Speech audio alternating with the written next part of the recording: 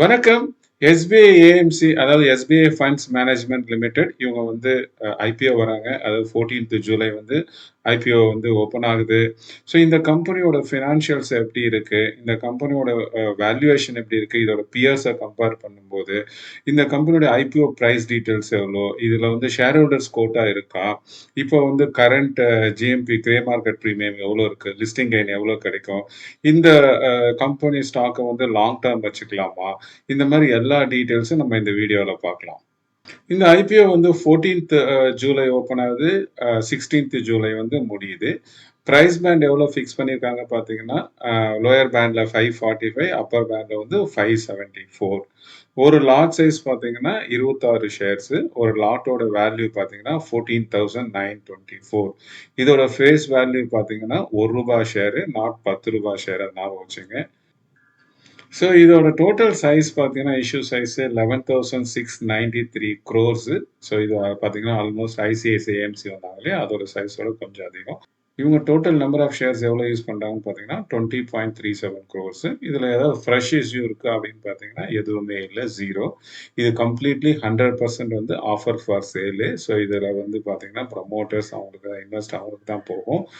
இந்த நம்ம ஐபிஓவில் வர அமௌண்ட்டு கம்பெனிக்கு எதுவும் போகாது. ஸோ லிஸ்டிங் டேட் பார்த்தீங்கன்னா எல்லாம் முடிஞ்சு 21st ஜூலை வந்து லிஸ்டே ஆகும். ஸோ இப்போ அலோகேஷன் எப்படி இருக்கு அப்படின்னு பார்ப்போம். QIBக்கு பார்த்தீங்கன்னா நாட் மோர் தென் 50% கொடுக்குறாங்க. NIIக்கு பார்த்தீங்கன்னா இவங்களுக்கு வந்து நாட் லெஸ் தென் 15%. இப்போ நம்ம ரீட்டைல் இன்வெஸ்டர் இருக்காங்களே நம்மள மாதிரி ஆளுங்க, ஸோ இவங்களுக்கு பார்த்தீங்கன்னா நாட் லெஸ் தென் 35%. ஸோ 35% வந்து நமக்கு ரீட்டைல் கொடுக்குறாங்க.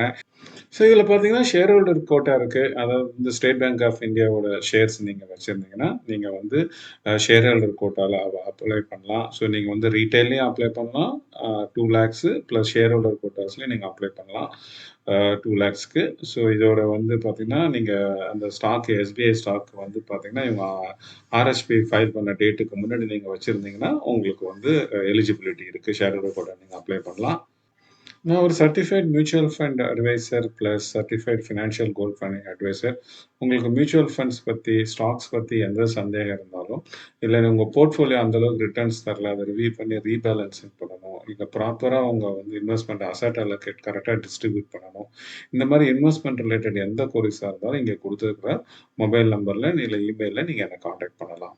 ஸோ இப்போ இந்த கம்பெனியோட ஃபினான்ஷியல்ஸ் எப்படி இருக்குது அப்படின்னு பார்ப்போம். ஸோ ரெவன்யூ ஃப்ரம் ஆப்ரேஷன் இப்போ பார்த்தீங்கன்னா லாஸ்ட் 3 years கொடுத்துருக்கோம்.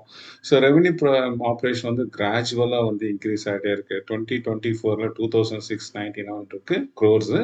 அதுக்கப்புறம் 25 3598 க்ரோர்ஸு. 26 பார்த்தீங்கன்னா 4389 க்ரோர்ஸ்.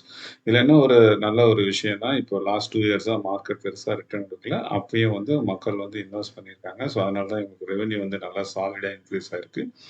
அதுக்கப்புறம் இவங்களோட ப்ராஃபிட் ஆஃப்டர் டேக்ஸ் பேட்டு பார்த்தீங்கன்னா 2000லேருந்து 2024 இப்போ பார்த்தீங்கன்னா 3067 இருக்கு. ஸோ 4389 crores தான் வந்து ரெவன்யூ, அதுக்கு 3000 crores வந்து profit after tax paid. So இந்த மாதிரி வந்து வெரி ஃபியூ கம்பெனிஸில் வெரி ஃபியூ செக்டாரில் தான் நடக்கும். இது பார்த்தீங்கன்னா இந்த கேபிட்டல் மார்க்கெட்டில் இந்த மாதிரி ஜென்ரலாக நீங்கள் பார்க்கலாம். ஸோ நீங்கள் ஐசிஐசிஐ ஏஎம்சியாக இருந்தாலும் HDFC ஏஎம்சியாக இருந்தாலும் இந்த மாதிரி பேட் பர்சன்டேஜ் உங்களுக்கு 60% 50%க்கு மேலே அப்படிலாம் நீங்கள் பார்க்கலாம். ஸோ இதோட வந்து ROE பார்த்தீங்கன்னா ரிட்டர்ன் ஆன் ஈக்விட்டி பார்த்தீங்கன்னா இப்போ கரண்ட்டாக 2026க்கு பார்த்தீங்கன்னா 43 இருக்கு, 43% இருக்கு. ஸோ இதுவும் பார்த்தீங்கன்னா ரொம்ப நல்லா இருக்கு. ROE 43%லாம் வெரி குட். அதே மாதிரி வந்து இப்போ வந்து PE ரேஷியோ பார்த்தீங்கன்னா உங்களுக்கு வந்து 2026ல வந்து 38.1 இருக்கு. இந்த 38.1 வந்து நான் அப்பர் ப்ரைஸ் பேண்டில் கால்குலேட் பண்ணியிருக்கோம். ஸோ இதே மாதிரி ப்ரைஸ் டு புக் பார்த்தீங்கன்னா புக் வேல்யூ பார்த்தீங்கன்னா 19.6 இருக்கு. ஸோ இது வந்து இது வந்து இவங்களோட இது. ஸோ இதை வந்து நம்ம மற்ற பியர்ஸ் கூடயும் நம்ம வரப்போகிற ஸ்லைடில் நம்ம கம்பேர் பண்ணுவோம். இது எப்படி இவங்க நல்லா பண்ணுறாங்க, ஆனால் பியர்ஸை கம்பேர் பண்ணும்போது இவங்க எப்படி பண்ணுறாங்க அப்படின்றது நம்ம வரப்போகிற ஸ்லைட்ஸில் பார்க்கலாம். எஸ்பிஐ ஏஎம்சியோட வந்து segment wise quarterly average AUM வந்து எப்படி இருக்குது அப்படின்னு பார்க்கலாம். இப்போ பார்த்தீங்கன்னா இவங்களுடைய இப்போ நம்ம ஈக்விட்டி அந்த மாதிரி இதில் பார்ப்போம். இப்போ ஈக்விட்டி ஓரியன்டடில் பார்த்தீங்கன்னா இந்த 2026ல் 5,32,074 crores இது வந்து ஈக்விட்டியில் மொத்த AUM இருக்குது. இது டெட் ஹைபிரிட் பார்த்தீங்கன்னா 1,71,277 crores இருக்கு. இந்த ETF இண்டெக்ஸ் ஃபண்ட்ல பார்த்தீங்கன்னா 4,05,000 crores இருக்கு. ஆர்பிட்ராஜ்ல பார்த்தீங்கன்னா உங்களுக்கு 43,208 இருக்கு. லிக்விட் அண்ட் ஓவர் நைட் ஸ்கீம்ல 95,000. ஸோ ஓவராலா வந்து இந்த மியூச்சுவல் ஃபண்ட்ஸ்ல பார்த்தீங்கன்னா இவங்க வந்து பார்த்தீங்கன்னா 12,50,998 crores வந்து இவங்களோட AUM இருக்கு. ஸோ இது பார்த்தீங்கன்னா இவங்க தான் நம்பர் ஒன் கம்பெனி இன் ஏயுஎம்ல பார்த்தீங்கன்னா இந்தியாவில். ஸோ 12,50,998. ஸோ இதோட பார்த்தீங்கன்னா சிஏஜிஆர் பார்த்தீங்கன்னா இவங்க எப்படி க்ரோ ஆகுறாங்க அப்படின்னு பார்த்தீங்கன்னா இந்த 24 to 26 இந்த ஃபினான்ஷியல் இயரில் ஆவரேஜாக வந்து 17% க்ரோத் ஆயிருக்கு. ஸோ உங்களுக்கு வந்து செக்மெண்ட் வைஸ் நீங்கள் இங்கே பார்த்துங்க எப்படி இருக்குன்ட்டு. ஸோ ஈக்விட்டியில் வந்து 21.86% கொடுக்குறாங்க. ஆர்பிட்ராஜில் அதோட கொஞ்சம் அதிகம் இருக்கும். பட் வேல்யூ வந்து ஈக்விட்டியில் அதிகம்.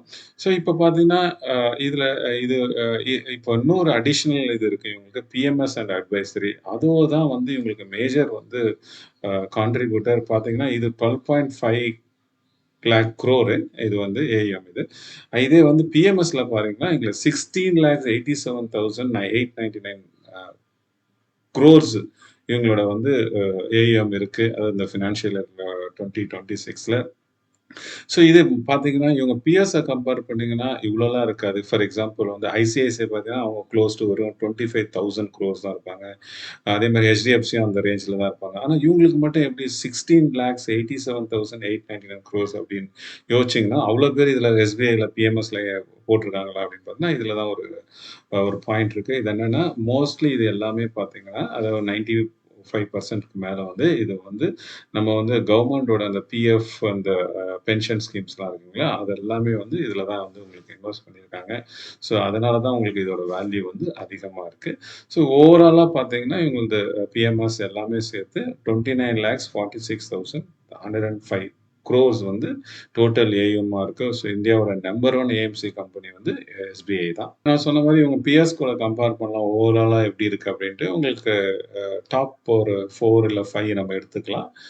எஸ்பிஐ, ஐசிஐசிஐ இருக்கு, ஹெச்டிஎஃப்சி இருக்கு, நிப்பான் லைஃப் இருக்கு. ஸோ இதை 4 எடுத்தோம்னா இவங்களோட வந்து இப்போ வந்து இவங்க லிஸ்ட் பண்ண போறது அதாவது வந்து இந்த ஐபிஓ பிரைஸ் பார்த்தீங்கன்னா அப்பர் பேண்ட்ல 574. ஐசிஐசிஐயோட ஏஎம்சியோட மார்க்கெட் ப்ரைஸ் பார்த்தீங்கன்னா ஸ்டாக்ல ப்ரைஸ் இப்போ 3,182. ஹெச்டிஎஃப்சி வந்து 2,731ல இருக்கு. ஸோ நிப்பான் பார்த்தீங்கன்னா 1,214 ஸ்டாக் ப்ரைஸ். இப்போ ரெவன்யூ பார்த்தீங்கன்னா ஐசிஐசிஐ வந்து பார்த்தீங்கன்னா நம்பர் ஒன்ல இருக்கு 5,765 crores. அதுக்கு அடுத்தது பார்த்தீங்கன்னா உங்களுக்கு எஸ்பிஐ தான் இருக்கு 4,389 crore. தேர்ட் பொசிஷன் வந்து ஹெச்டிஎஃப்சி ஏஎம்சி இருக்கு 4,120. ஸோ ப்ராஃபிட் பார்த்தீங்கன்னா ஐசிஐசிஐ தான் வந்து இது அமாங் 3ல வந்து ப்ராஃபிட் அதிகமாக இருக்கு. இப்போ பார்த்தீங்கன்னா இங்கே 3,298 crores வந்து நெட் ப்ராஃபிட் வந்து ஐசிஐசிஐ இருக்கு. எஸ்பிஐ பார்த்தீங்கன்னா அவங்களோட நெட் ப்ராஃபிட் பார்த்தீங்கன்னா 3,067 crores இருக்கு. இதே வந்து உங்களுக்கு ஹெச்டிஎஃப்சி பார்த்தீங்கன்னா 2,859 crores இருக்கு.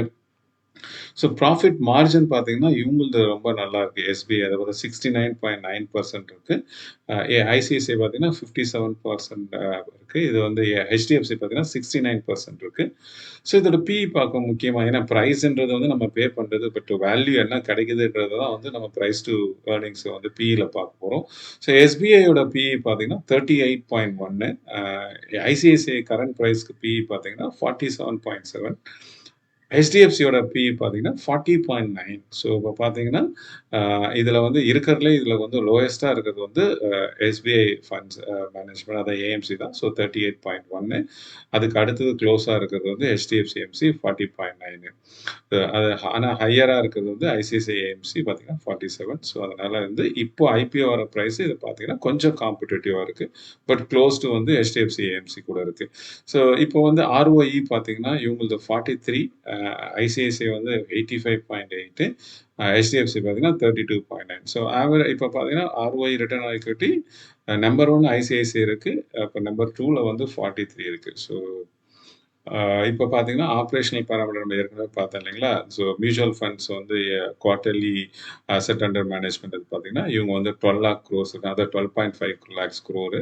இதே வந்து ஐசிஐசிஐ வந்து 11.04 lakhs crore. அதுக்கு அடுத்தது வந்து ஹெச்டிஎஃப்சி 9.27 lakhs crore. இதில் வந்து நம்ம ஈக்விட்டி ஓரியன்ட் பார்த்தீங்கன்னா நம்பர் 1 இருக்கிறது பார்த்தீங்கன்னா ஐசிஐசிஐ பார்த்தீங்கன்னா 6,20,000 crore. நம்பர் 2 வந்து ஹெச்டிஎஃப்சி ஏஎம்சி.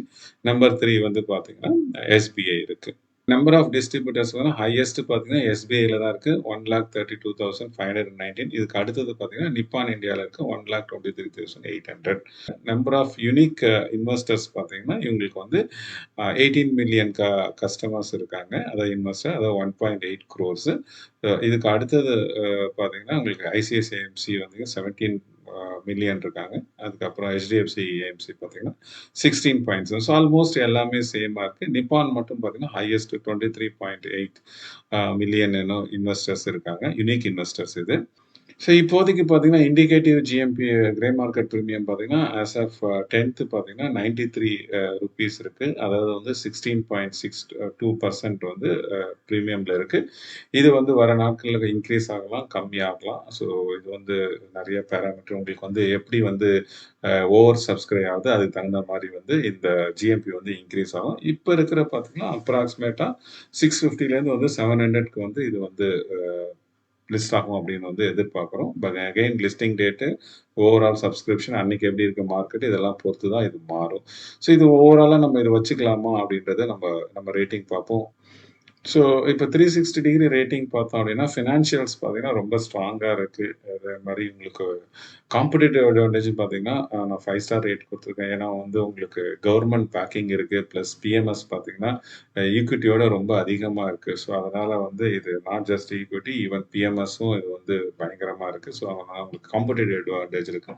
கவர்மெண்ட் பேக்கிங் இருக்கு. செக்டார் growth உங்களுக்கு தெரியும். மியூச்சுவல் ஃபண்ட்ஸு, ஈக்விட்டி இதெல்லாம் வந்து ஃபியூச்சர் எல்லாமே வந்து இப்போதான் உங்களுக்கு தெரியும். இப்போ ரொம்ப கம்மியான இந்தியாவில் வந்து பர்சன்டேஜ் ஆஃப் பீப்புள் தான் இன்வெஸ்ட் பண்ணுறாங்க.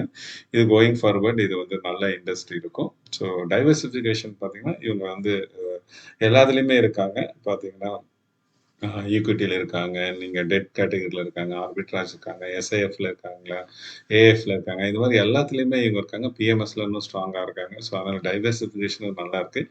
ஐபிஓ வேல்யூவேஷன் பார்த்தீங்கன்னா இது வந்து எப்படி இருக்கு அப்படின்னா நான் வந்து 3 ஸ்டார் கொடுத்துருக்கேன். எதுக்கு அப்படின்னா இது வந்து எல்லாமே வந்து க்ளோஸ் டு 38, 39, 40 அந்த ரேஞ்சில் தான் ஐபிஓ வேல்யூவேஷன் இருக்கு. பிஇலாம் பார்த்தீங்கன்னா ஸோ அதனால வந்து நமக்கு வந்து பெருசாக வந்து growth பார்த்தீங்கன்னா இன்னும் அடிஷ்னலாக பார்த்தீங்கன்னா ஒரு 10% போனால் உங்களுக்கு வந்து ஐசிஐசிஐ மேட்ச் பண்ணிவிடும். ஸோ அதனால் கொஞ்சம் இது வந்து ஒரு 20 அந்த ரேஞ்சில் ஐபிஓ பிஇ இப்போ கொடுத்துருந்தா நமக்கு சூப்பராக இருந்திருக்கும். ஸோ அதனால தான் இதுக்கு 3 ஸ்டார் ரேட்டிங். லிஸ்டிங் கைனும் பார்த்தீங்கன்னா அரௌண்ட் உங்களுக்கு வந்து 12 to 20% தான் வந்து உங்களுக்கு லிஸ்டிங் கைன் கிடைக்கும். ஸோ லாங் டேர்முக்கு இது வச்சுக்கலாமா அப்படின்னு கேட்டால் கண்டிப்பாக லாங் டேர்முக்கு இது வச்சுக்கலாம். ஏன்னா இண்டஸ்ட்ரியும் நல்லா க்ரோத் ஆகும். இவங்க நம்பர் 1 ஏஎம்சி இந்தியாவில் பார்த்தீங்கன்னா அண்ட் நிறைய பேர் டயர் 2, டயர் 3 சிட்டிலாம் எக்ஸ்பேண்ட் பண்ணுறாங்க. ஸோ அதனால் லாங் டேர்ம் இன்வெஸ்ட்மெண்ட்க்கு இது நல்லாவே இருக்கும். ஆனால் போட்டுட்டு நீங்கள் மறந்துடணும். அப்பப்போ எடுத்து பார்த்துக்கிட்டே இருக்கக்கூடாது. லிஸ்டிங் கெயின் மட்டும் பார்க்குறவங்க லிஸ்டிங் கெயின் பார்த்துட்டு நீங்கள் அந்த ட்ரேடர் மாதிரி இருக்கீங்கன்னா நீங்கள் அதை லிஸ்டிங் டேல எப்படி இருக்குன்னு பார்த்து நீங்கள் பண்ணிடலாம். ஸோ நீங்கள் அப்ளை பண்ணுறீங்களா அப்படின்னா நீங்கள் கமெண்ட்டில் போடுங்க. என்ன அப்ளை பண்ணுவீங்களா அப்படின்னா நான் கண்டிப்பாக அப்ளை பண்ணுவேன். நான் ஏற்கனவே வந்து எஸ்பிஐயோட ஷேர்ஸும் வச்சுருக்கேன். ஸோ அதனால் நான் ஷேர் ஹோல்டர்களும் போடுவேன், ப்ளஸ் நார்மல் ரீட்டைலர்லையும் போடுவேன். ஸோ உங்களுக்கு அலர்ட் ஆச்சுன்னா நீங்கள் வந்து கமெண்ட் போடுங்க. Thank you so much and all the very best.